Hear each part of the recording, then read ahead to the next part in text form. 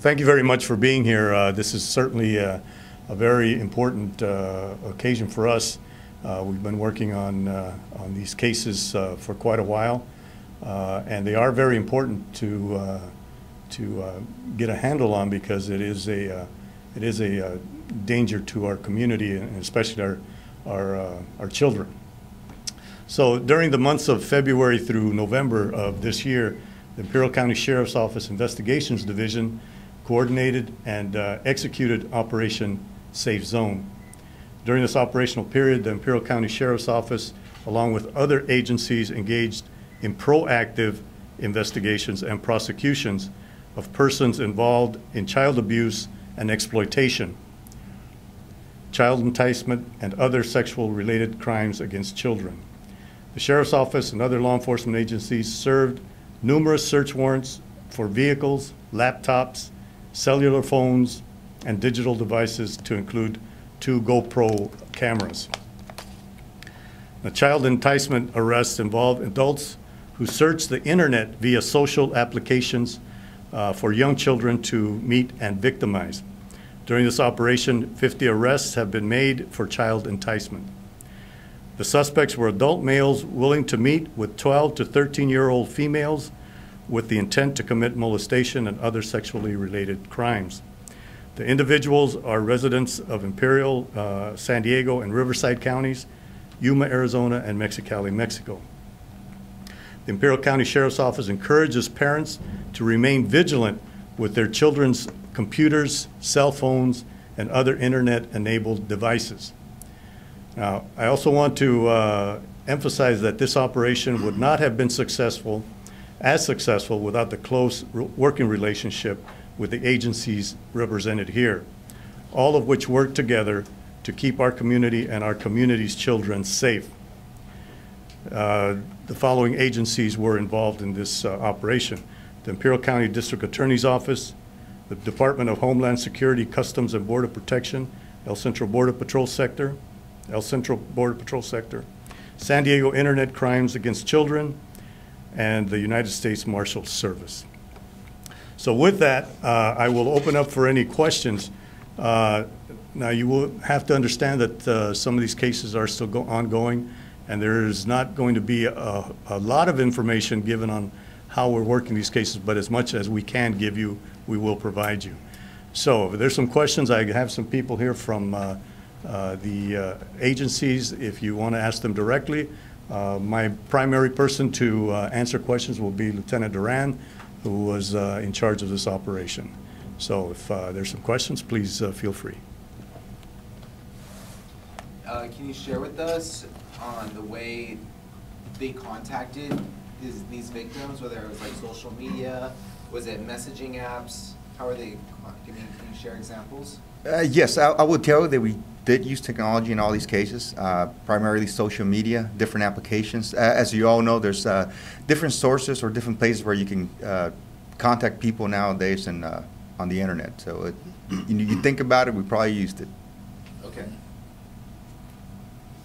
And the time span of Operation Safe Zone, I mean, what's the time span? We start roughly in February of this year, 2017, and we're just ending up now, last week. For each of the individuals arrested, was there an actual victim, or was it where the law enforcement posed as a potential victim? No, I would just say that not all these cases had actual victims. I've noticed too that recent arrests seem to have occurred like in Desert Shores area, I believe. And I know previous kind of similar task force had seemed to have focused on certain geographic areas too in the valley. Can you explain why that? Well, as you know, social media is open nationwide. You could be advertising something here or talking to somebody here in the valley, but in fact, the person could be elsewhere, another county, another state, another country. And as the sheriff mentioned earlier, people were from Riverside County, San Diego, Mexicali, Yuma County. Actually, 46% of the arrests are people who are not residents of this county. 46, you said? Yes, sir, 46%. Lieutenant Duran, this operation went from February through November, as you have stated. Was this the first time all these agencies had worked together? That's question number one. Number two, is it a plan for you to continue or to start up again? Well, if you recall, last year, we started working these type of cases with an operation that we conducted around April, or actually it was March of last year, 2016. The name of the operation was Desert Guardian, which we're operate 9 days, and we got 9 arrests. And that was kind of like the infancy stages of this type of work that the Sheriff's Office is doing today. So this will continue? I would let the Sheriff answer that. Absolutely. It is going to continue. As a matter of fact, we were going to do this press conference sometime earlier because we thought maybe we'd kind of hit a high point, but as you can see, we were still arresting people 2 weeks, just last week. So this is a problem, and we're going to continue to enforce this issue. Yes. Is the continuance of these type of operations dependent on funding that, or in the future, in order to continue, will you have to secure additional funding? Everything depends on funding that we do, I think. So, yes, we have to secure funding wherever we can. And that's why it's so important that we work together with these other agencies, the Marshals Service, ICAC. Matter of fact, I'm going to ask them to come up and talk a little bit about ICAC because they've played a really vital role in this enforcement. But all of the agencies here, the Marshals Service, Border Patrol, have the DA's office have been involved. So we absolutely have to look for funding.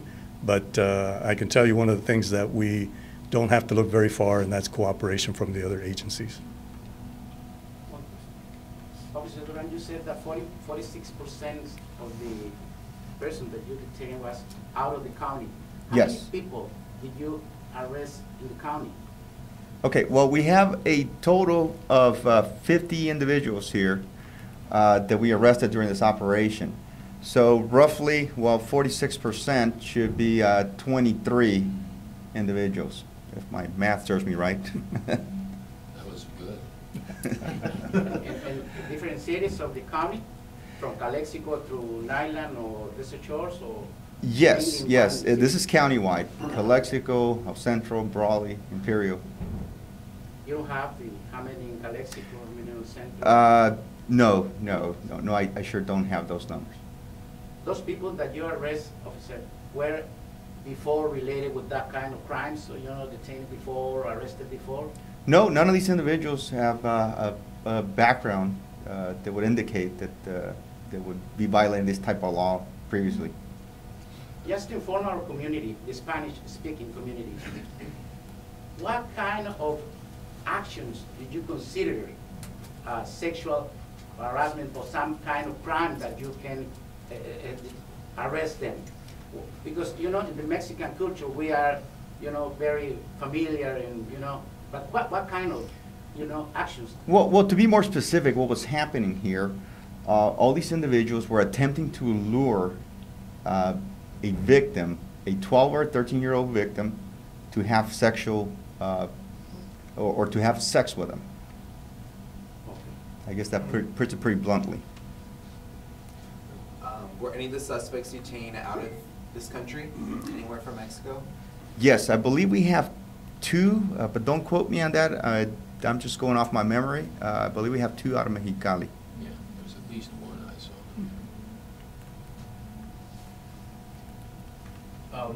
Any federal charges in any of these cases? We're still looking at the possibility of settlement. Any advice you could give to parents or kids out there who are going to be watching later tonight? Let me ask our representative from ICAC. He's from San Diego. Sweet. My name is Sergeant Dale Flamand. It's F-L-A-M-A-N-D. I'm a San Diego Police Detective Sergeant, and I'm also the ICAC Commander, the Internet Crimes Against Children's Task Force Commander in San Diego. So I'll explain real quick what the ICAC is for you before we move on. So the San Diego Internet Crimes Against Children Task Force is basically, San Diego Police Department is just the grantee of a federal grant. So we run off of that federal grant. Part of that includes that we were responsible to help and assist 3 different counties, one of which Imperial, Riverside, and San Diego County. And Imperial Valley Sheriff's is an affiliate agency of our task force. So in turn, we offer training on how to do these kind of investigations, some equipment to assist them and get them going. Because you can see it's obviously fairly successful. 50 people coming to victimize your children, that's a very successful operation. To answer the question about what we can do to help keep our kids safe on the internet, there's all kinds of information on the internet. There's net smarts. The other thing is the parents have to be involved in their kids' internet life. The parents have to know how certain applications work. You're handing your child, when you hand them that smartphone or tablet, a doorway to the world. You're giving them access to the good, the bad, and the ugly of the world, not just Imperial County, not just the United States, but the world, across international lines. Xboxes, you need to be looking at your children's history and what they're searching on their Xbox, on their YouTube channels, because every kid out there is looking and watching YouTube. And yeah, the parents should learn themselves, because the world is heading that way, that how to operate these types of applications. And unfortunately, there are applications popping up right and left constantly. There's hundreds of them, as Lieutenant Duran was trying to explain how many different social media, where are we meeting these people? There's got to be a new one popping up every other day somewhere, whether it be small. One high school will be using one application, another high school will be using another application. The parents and the teachers have to be aware. The phone now is almost a part of these kids' bodies. You don't see very many children walking around without a phone in hand looking or staring at it.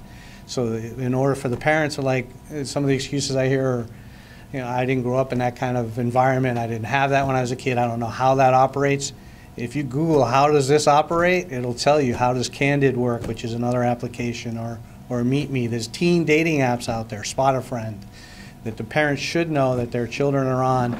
And there's also hidden applications. I'll give you this. There's an application that looks like a calculator. It's not a calculator. It's kind of a safety deposit box where your child can hide things he doesn't want you to see.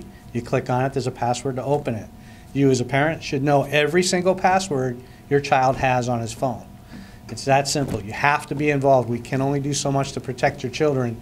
It falls back, the parents have to help us. Because I can tell you in the last calendar year of 2016 compared to 2017, I've had a 200% uptake in cases for 3 counties. So it's, in that year, it's just every child access to smartphones constant. So some of the numbers we can talk about is we're teaching kids, we're reaching out to the internet. We have groups, the sheriffs are included in that, to go to the schools and teach the kids internet safety. We always have also include that with the PTA or the parents.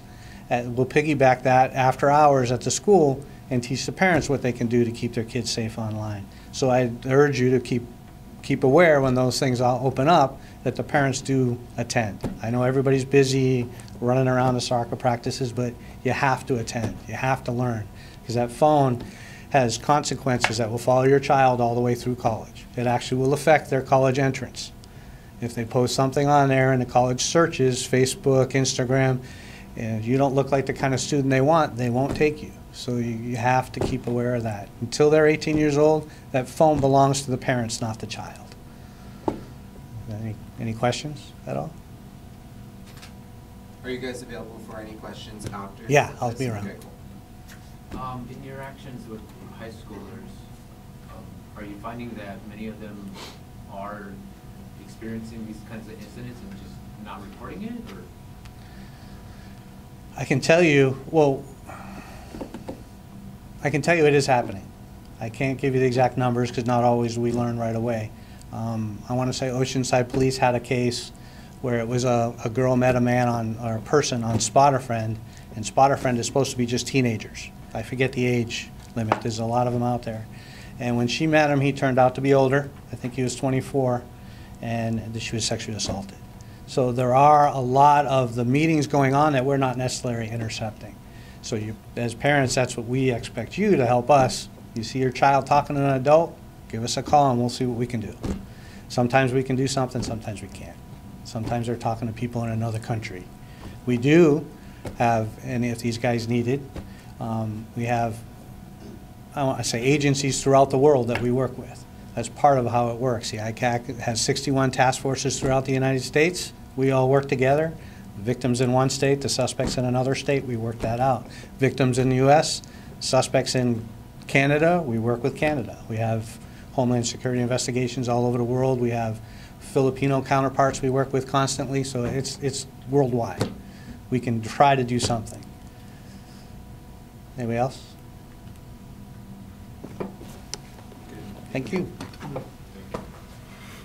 Are there any more questions for the group at this time? If not, we can stop. If you want to speak individually, please feel free to do so. I'd just like to end with what I think is the theme here is people have to get involved. The family has to get involved. You have to know what's going on with your kids' phones and tablets and everything else. So even though some of us weren't brought up in that atmosphere, it certainly is here, and it's only going to get more sophisticated. So please call us. We're available to assist if we can, and if we can't, we'll find a resource to try to address those issues. So with that, thank you very much for being here, and please feel free to ask any questions.